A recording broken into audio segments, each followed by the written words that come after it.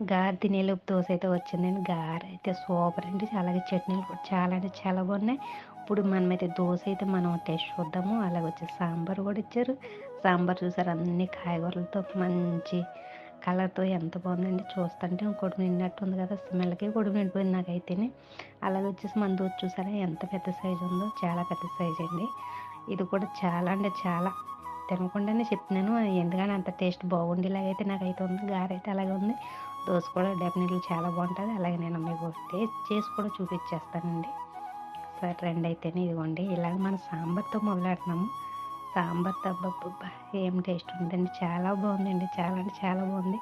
ఇక్కడ అందుబాటులో ఎవరైనా ఉంటే మీరు ఓకే సెంటర్ దగ్గర ఆంధ్ర రెస్టారెంట్ అండి. ప్రతి ఒక్కరు వచ్చి ఇక్కడ మీరు టిఫిన్ అయితే టేస్ట్ చూడండి. అలాగే మన వీడియో నచ్చినట్లయితే ప్రతి ఒక్కరు కూడా ఏం చేయాలంటే సబ్స్క్రైబ్ చేసుకొని, లైక్ చేసుకొని, షేర్ చేసుకోండి. అందరికి ఉపయోగపడే వీడియో గనక. Next video